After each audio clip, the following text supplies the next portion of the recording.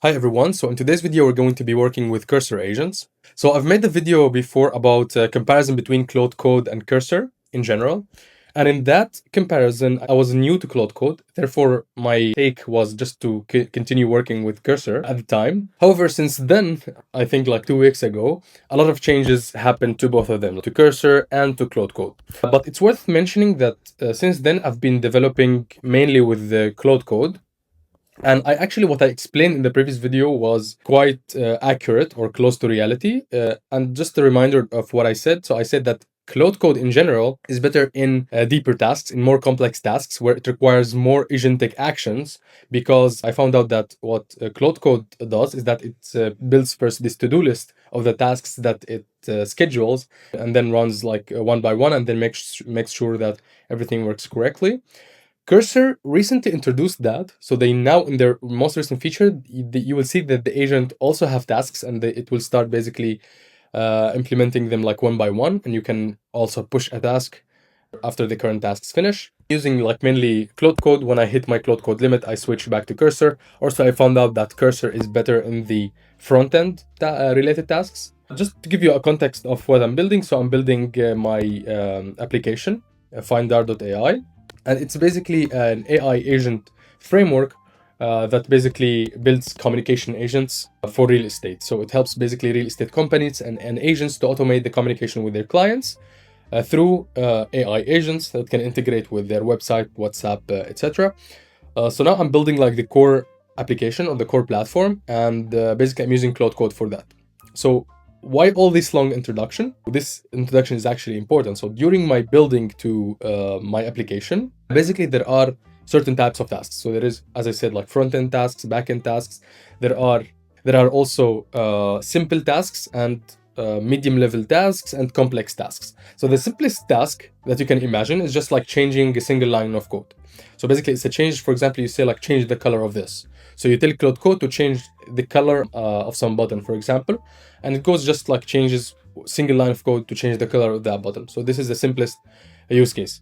A medium use case or a medium complexity use case is when you ask it to implement a feature without directly exactly telling it what to do. So you tell it what you want to do, and then it goes of a single feature, and then it goes like to one file or maybe multiple files in some cases, and it will make these changes just to reflect the changes or the feature that you want to implement. And there is basically the more complex workflow. So the more complex workflow, it includes building a plan of like multiple tasks and then executing on these tasks, and every task by itself can actually take a large context of multiple files and multiple things to do, and maybe also like terminal runs. So it's like a quite complex workflow. Maybe I'll make another video about Claude Code agents workflows as well. So basically, what are the types of workflows and best practices that are recommended by Anthropic themselves in order to like get the maximum out of Claude Code. But in today's video, I'm gonna tell you why I decided to use cursor agents to begin with. During the building of these like features, varying in complexity, I found out that sometimes, for example, for the complex features, I'm waiting like a couple minutes. And for the even like single feature changes, sometimes I'm also waiting 1 to 2 minutes. Or even more in some cases when the files are like large.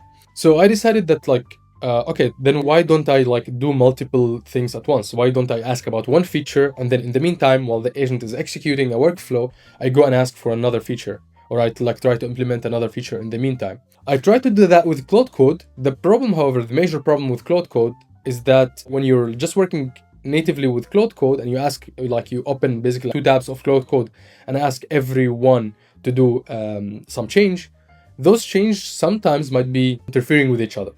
So basically, the 2 agents would basically do the same do changes to the same file, and this might basically might break your code base or do some unintended changes or bugs.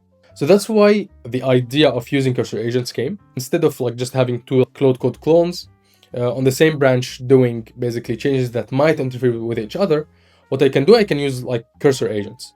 So Cursor basically have implemented this feature of having like a multiple agents doing multiple tasks on your code on separate branches.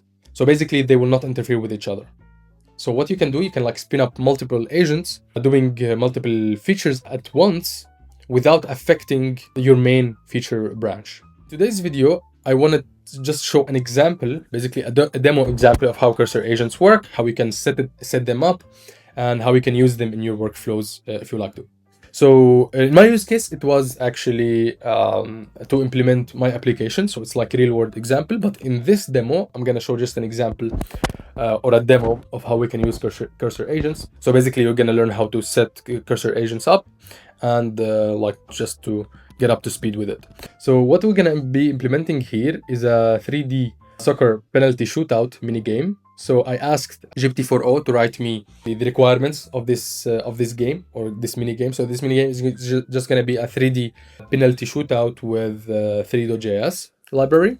So basically here it wrote the cursor agents that we need. So we need a scene agent that's going to build the scene. We need the ball agent that creates the ball mesh, the physics, the gravity, and so on. The control agents, which enables the user basically like to just control the ball or the shootout, and the UI agent. And this is basically will be just the simple UI for like telling the user what to do. And maybe we will add a test agent. So we'll see how long it will take us, how much it will take. I'm building this live for you. And if we have time, maybe we're going to integrate as test agent as well. So this is going to be the base prompt for our agent. So what I'm going to do first, I'm going to let a separate agent as well to write the prompts for every separate agent. And then we will give those tasks to those agents, and then we will see the results, and then we will try to merge the results. So we will start now with Gemini 2.5 Pro, and we will tell it to basically read the requirements. So read the game requirements and write the prompts for the agents.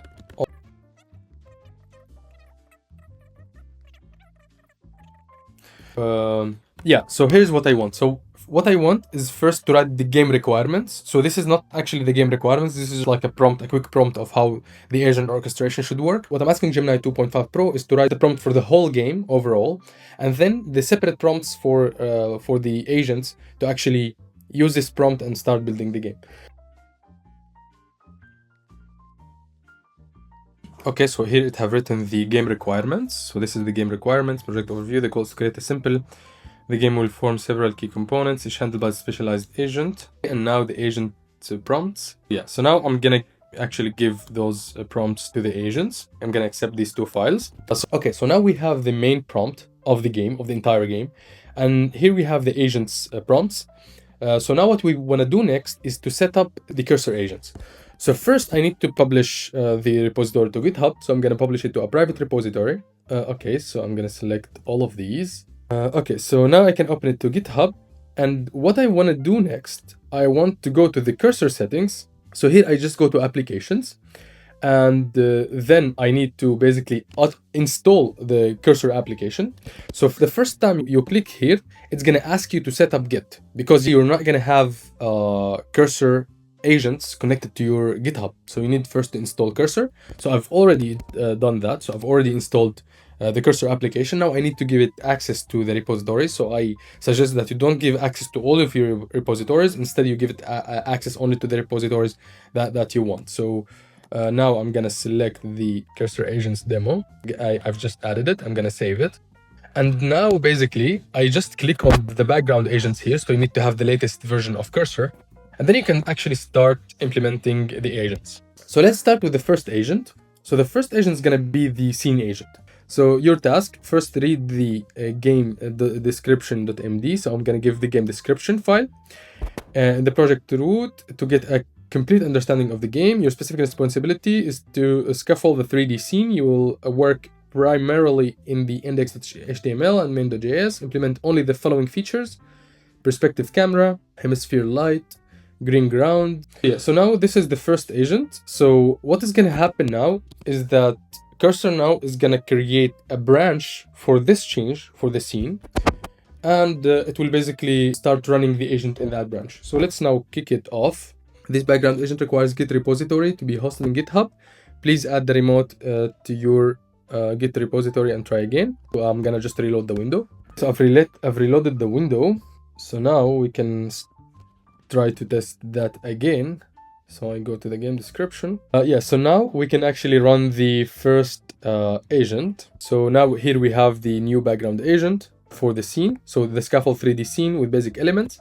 Now let's start the second agent.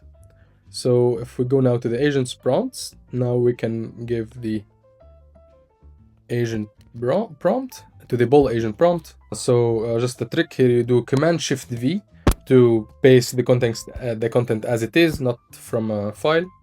Sometimes you want to do that because, for example, if you're pasting from the terminal and the terminal is updating, that might cause a problem. And now I go to the game description.md. Now I kick off the ball agent. Now I go to the third one and I kick it off also.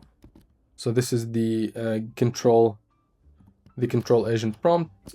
I Command Shift V and I give the game description and I kick it off as well. Now here we have the UI agent. So the UI agent and game description. So now we have kicked off 5 agents at the same time. So the first one, it seems to be finished. So now we can go there. Okay, so now it have actually created the index.html, main.js, and style.js. So now to check it out, I can just do checkout locally. So now it's importing the branch to locally checked out. Okay.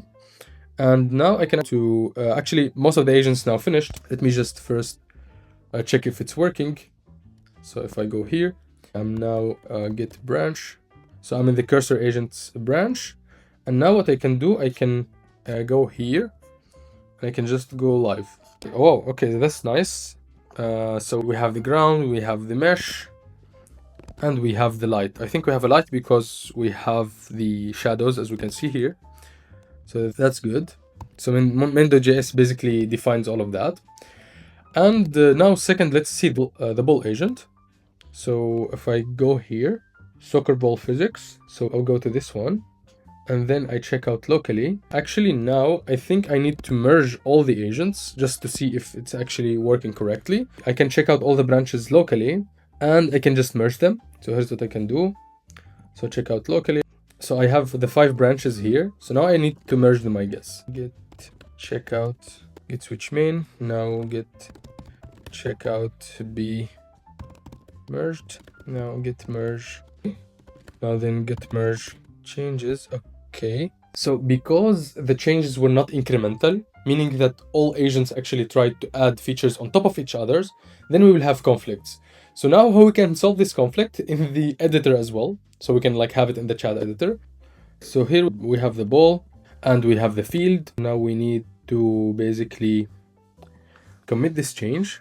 So I'll publish this branch and then I need to git merge the gameplays. So the handle user input. So again, we have conflict here. So now let's resolve this in chat as well. Okay, so now we have the conflict solved. So we're kicking the ball in the wrong direction. This is not good. Okay, so now let's go back to the agent. We can make changes, we can go back to the agent, but we will fix that in a moment. So let's just continue with basically merging the user input, the UI. So let's see. So we have the game heads up display elements. So let's do this one. So we have conflicts here again. I think they might be easier to resolve, but we will resolve them anyway. It seems that, okay, great, both files clean. Now we'll merge conflicts and, okay, press space to click, reset, press space to click. So now what we can do, after we have merged the 4 changes, so the 3D field, the ball, the UI elements, and the physics of kicking the ball. So now we need to fix the game. So the game now is broken. So to fix it, first we have the UI element covering the game field. And the second one is basically the same also, the game description. Fix the ball is kicked to the wrong direction. Also add controls to control the kick directions, left or right. Now this one has finished, so let's apply the changes locally. This agent have made the updates, so now let's check. Okay, so controls are not covering the field anymore, so that's working. Now let's see the fix ball direction and kick controls. So now this is working, so let's add this. Let's commit this. Okay, so now the second agent also finished. So this is fixing the ball's controls. I'm gonna now just apply the edits locally. So it's now better. So reset, write a space, it's a goal. So add a confetti celebration when a goal is scored. So first it sets up the virtual machine, clones your repository, and then it starts working on it. So we can see here the agents that were run. I think this is also similar to Codex, ChatGPT. I haven't tried it yet because I'm like Claude Code, Gemini CLI, and Cursor are enough for me right now. So they cover all the essentials that I need in my code base. So the confetti celebration, I believe, is done. So we can apply the changes locally. Okay, so now the confetti agent finished the execution as well. I had actually to debug it a little bit to give it like a couple more prompts, but the confetti effect eventually have appeared. So yeah, that's all. So it's gonna go continuously unless we reset. So once we reset, it's gonna stop. So yeah, that was it, basically. So the main idea is that you can have like multiple agents doing multiple features at once. We have seen that we had some issues and problems when we start our code from scratch with multiple agents. So maybe the better idea would be to first start the whole skeleton maybe with Gemini 2.5 or with Claude Code or with Claude 4 just with Cursor. And after that, you can start spinning the agents to apply separate features in parallel. So like you can have like 5 different features in parallel, and then you make sure that you basically apply the changes in an order or in a sequence that do not basically affect the overall features that you're trying to implement. I think that can be done either in a separate feature while merging all the features together, or we can do it in a like chronological order that basically doesn't affect the game's logic. But that was the main idea. I think it can save time if you have like multiple features in parallel to implement. For example, now if we want to add a goalkeeper, we change the color of the ball, have more controllability of the ball, we can actually have an agent, multiple agents implementing this, and then we can merge them and make sure that it works correctly. Yeah, so that was all that I wanted to share in this video. Thank you so much for watching. See you in the next one. Bye bye. And if you hear this and then go on your back, go on your knees, baby, shake it to the max. With the DJ, please turn up the bass to the max. Please just rewind.